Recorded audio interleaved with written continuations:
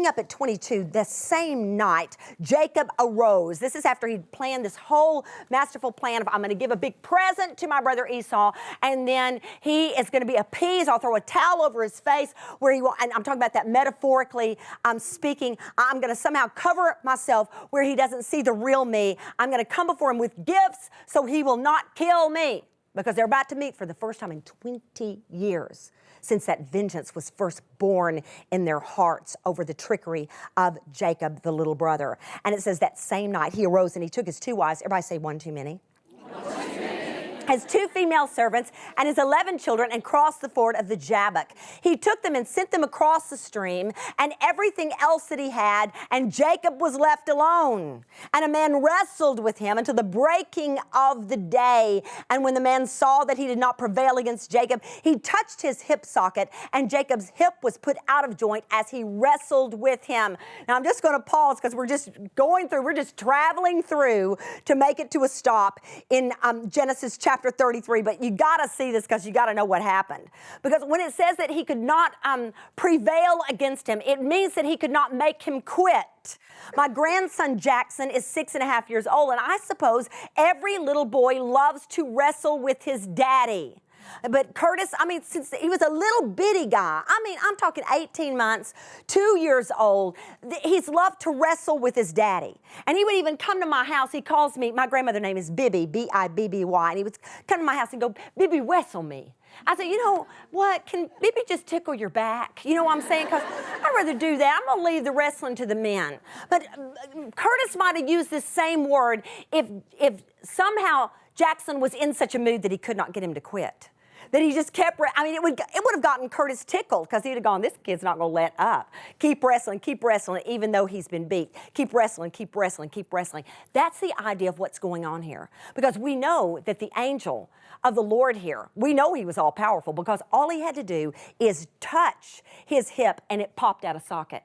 So the whole frame of mind is that he kept wrestling with him. He would not let go. He would not quit.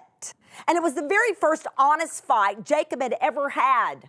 It was so odd because he's just about to face his brother, but first of all, you don't get more face-to-face with a person than when you're wrestling with them. You're not on their back. You're front to front, face to face with someone you're wrestling with, and this huge thing happens in verse 26 when it says, then he said, let me go, for the day is broken. But Jacob said, I will not let you go unless you bless me. Unless you bless me. Do you hear Jacob going, I want an honest blessing here.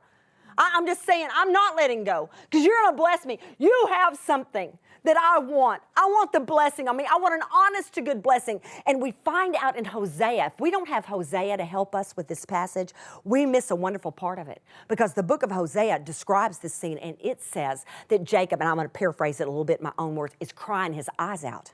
That's how we know he's not just winning here. He is wrestling with him, crying his eyes out with tears. He says to him, I'm not letting go. I'm going to hang on till you bless me. What a powerful scene. Because that's what God has promised to every single one of us, is that even in our hardest times, that if we would just hang on long enough, just hang on, the blessing will come. Somebody's wrestling with God over something. Because here's the thing, you can't wrestle with people. If you're a person of faith, if you're a child of God, you cannot wrestle greatly with the person without wrestling with your God.